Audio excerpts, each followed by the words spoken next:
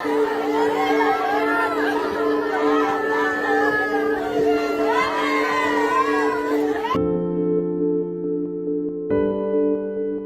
deoran birgegi, mia deorani batat, lड़का दो अच्छी दूर बुआर birgegi, कैसे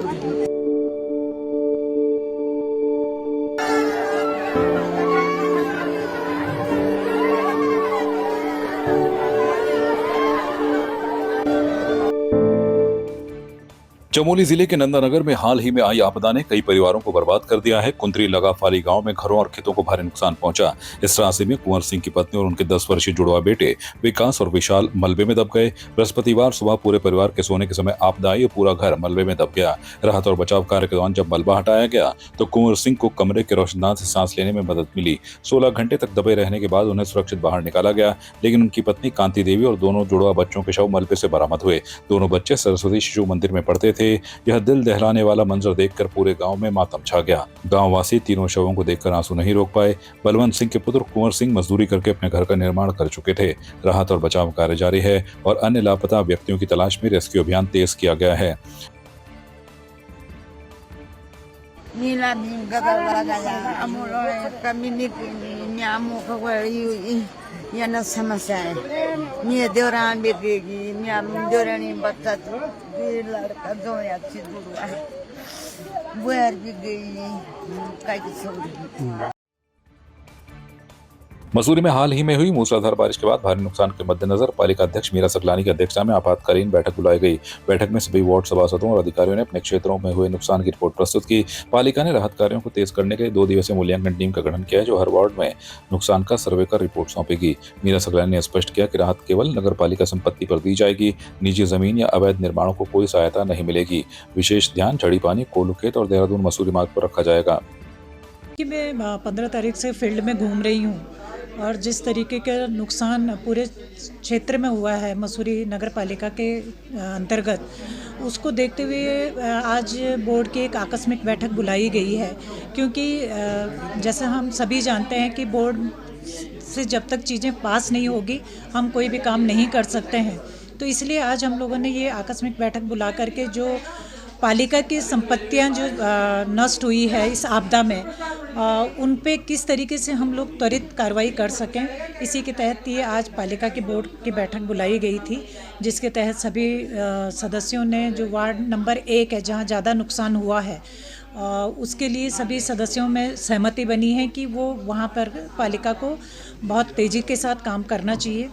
दूसरा, यहाँ पे हम लोगों ने एक समिति का गठन भी किया है, जिसमें हमारे टीएस रहेंगे, हमारे जेई रहेंगे, ड्राफ्टमैन रहेगा। वो 2 दिन के अंतर्गत हमको एक रिपोर्ट सौंपेंगे, क्योंकि पूरे क्षेत्र से ये भी शिकायत आ रही है कि किसी के घर की अगर दीवार भी टूटी है तो वो कह रहे हैं कि ये पालिका की दीवार है, पालिका इसकी को देगी। तो हम लोगों ने टीम गठित कर दी है, जो जाकर के 2 दिन के अंदर अंदर ये रिपोर्ट देगी कि ये जो भी परिसंपत्तियां नष्ट हुई है वो किसकी हुई है, किसी विभाग की है, पालिका की है या प्राइवेट प्रॉपर्टी है। तो जिसकी भी होगी उस विभाग को भी सूचित किया जाएगा, उसको निर्देशित किया जाएगा कि वहाँ पे उसकी मरम्मत की जाए।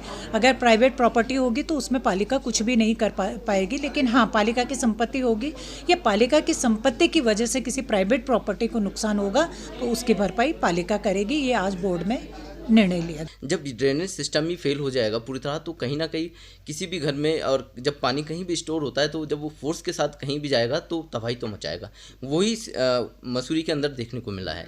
चाहे उसमें कहीं होटल शामिल क्यों ना हो, चाहे कोई भवन शामिल क्यों ना हो, कोई भी हो उसके अंदर, जिन लोगों ने नालों पे के जो कब्जे किए हैं उनका ही देन है कि आज मसूरी जो क्षतिग्रस्त हो रही है, जो लैंडस्लाइड मसूरी में हो रहा है, चाहे वो मकान हो, दुकान हो, कोई भी हो, वो इसीलिए हो रहा है क्योंकि हमारा जो ड्रेनेज सिस्टम है पूरी तरह फेल कर चुके हैं। क्योंकि लोगों ने जो कब्जे कर लिए उनको ड्रेनेज को खुलवाना बहुत बड़े अपने आप में एक चुनौती है, और अभी तक मैं मानता हूं कि इस चुनौती में हम फेल साबित हुए हैं। अगर सही टाइम पे और सही समय पे हम इन चीज़ों को खोल पाएँ आगे भविष्य के लिए, तो शायद ये मुश्किलें कम होंगी और ये लैंडस्लाइड होना कम हो जाएगा।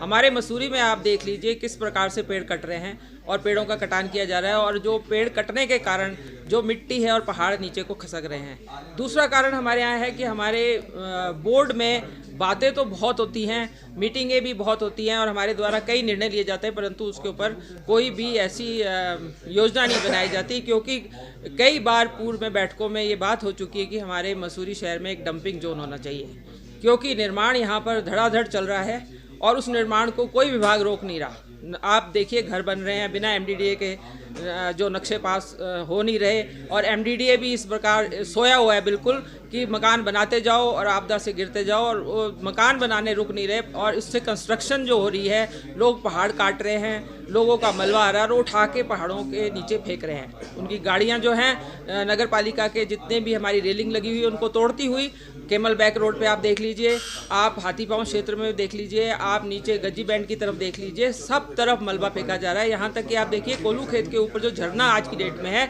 उस झरने पर जो मलबा आया वो कहाँ से आया? वो मलबा किसी नदी का नहीं है, वो मलबा डंपिंग जोन ना होने के कारण जो लोगों ने गाड़ियों से मलबा नीचे फेंका, और वही हमारी आपदा का कारण बन रहा है।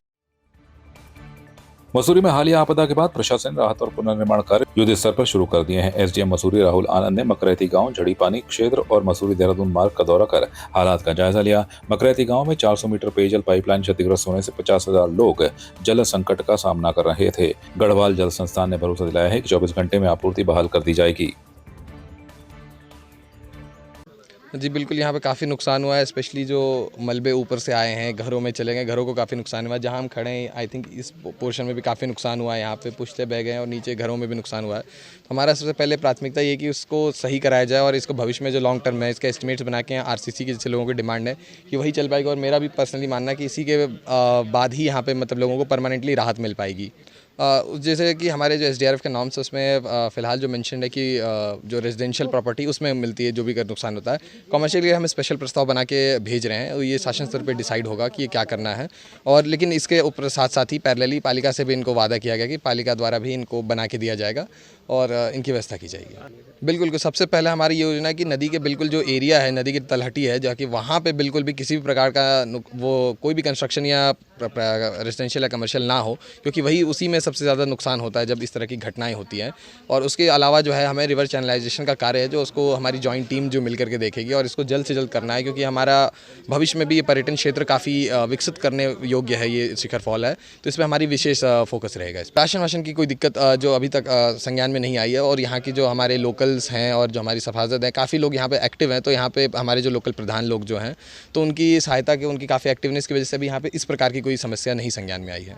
बिल्कुल, मसूरी और देहरादून हमारा बिल्कुल लाइफलाइन है मसूरी के लिए, तो उस पर लगातार टीम लगी हुई है। इवन जो जहाँ पे रोड्स गेविन, वहाँ गेविन स्ट्रक्चर्स दे करके उनको खड़ा किया जा रहा है, क्योंकि हमारा जैसे कि पर्यटन का सीज़न भी अभी आने वाला है, जैसे नवंबर दिसंबर जो हमारा था, उससे पहले हमारे उस रोड को पूरी तरह से रिस्टोर करने की योजना है, ताकि हमारा जो दिसंबर का पर्यटन सीज़न है वो मसूरी के लिए बहुत अच्छा जाए। ये योजना है, ये हमारा शहनशाही WTP है, उसकी ये हमारी फीडिंग लाइन है। आपदा के दौरान इससे हमारा स्रोत जो है सारा बह गया, ऊपर भी पाइपलाइन काफ़ी जगह क्षतिग्रस्त है, पाइप बहे हुए हैं। यहाँ पे भी आप देख रहे हैं लगभग 100 मीटर लंबी लाइन है, तो जिसको हम दिन रात लग के इसको रिस्टोरेशन करा रहे हैं, और हमारी उम्मीद है कि कल दोपहर तक हम इसको सुचारू कर देंगे।